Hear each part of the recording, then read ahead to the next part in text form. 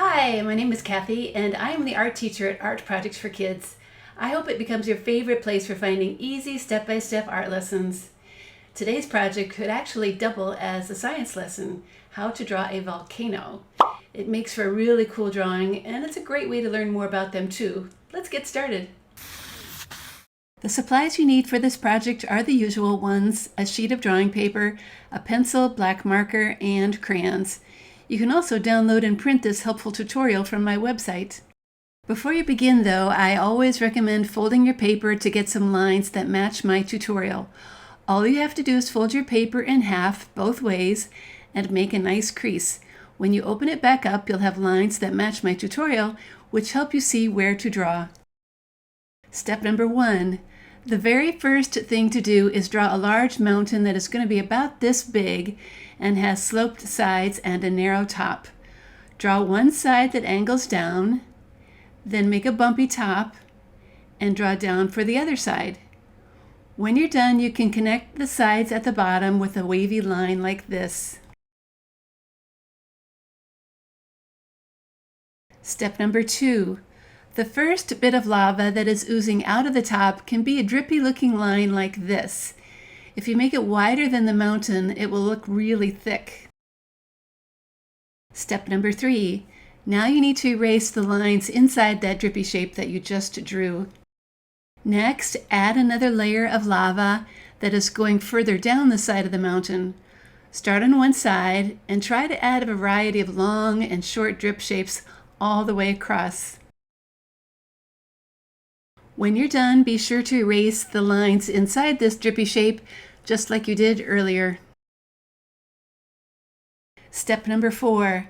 A few lines inside the mountain will give it some edges and maybe make it look a little more rugged. I'm going to add about 5 lines or so. Step number 5. This volcano is sitting on an island, which you can draw with just a few wavy lines around the sides and the bottom. They can even go off the page if you want. Step number 6. A few palm trees will give this mountain some scale. I'm going to add one on the right with a trunk and some leaves on top. And feel free to add more smaller ones around here and there if you want.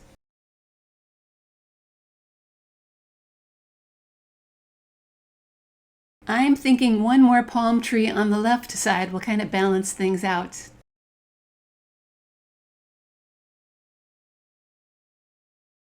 Then comes the water line, which is also the horizon line.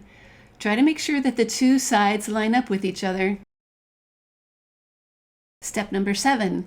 Now the fun part, a big plume of smoke coming out of the top of the volcano that's about this big. I'll start with the side on the right, and then add a matching one on the left side of the smoke. Now the top is going to be one wide kind of cloud shape like this. Start on one side and draw wavy lines across the page, and then up and back to make a closed cloud shape. Step number 8. Now for some fun details. I think a few lines inside will make this cloud look a little more active.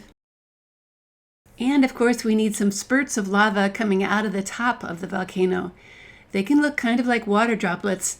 Just be sure to have the ends all point towards the opening of the volcano. Drawing a few in a few different sizes will keep things interesting too. Step number 9. All right, the drawing is done. Now it's time to trace the pencil lines with a good black marker. Some nice black lines will really make all the details in your drawing stand out. As always, when the tracing is done, it's a good time to erase any of those pencil lines that might still be showing. We don't want any lines to distract from that cool smoke shape. Okay, now it's time to color. Try to find your brightest orange color for the lava. And don't forget to make those little spurt shapes orange too. I'm going to color this mountain a dark brown. But I suppose you could color it green or gray or black. It's up to you. Then some bright green for the grass on the island will really make this mountain stand out. It also does a great job of separating it from the water too. Now, when you color the water, try to find a blue that will look different from your sky. I found a kind of darker blue that I think is going to work well here. The palm trees need a little color too. I think I'll go with brown trunks and some green leaves. Next, it's time to color in that sky. I'm going to go with a light blue. Just be sure to color around everything really carefully so that white smoke shape really stands out. One last fun touch, if you'd like to try it, is to take one of those light gray crayons and add some shadows to your smoke. Coloring on the sides is a good start. This is a really light color, so you have to press very hard to make it show up. Adding some curve-shaped shadows to the top is really fun too.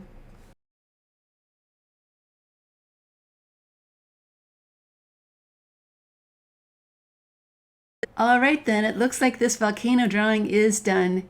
You know, this is a great example of how you can show scale in a drawing. That mountain could be any size until you put a small palm tree next to it. Then it starts to look pretty big. You can find more projects like this on my website, Art Projects for Kids, including how to draw mountains and how to draw landscapes in perspective. Thanks so much for coming, and I hope you keep on drawing.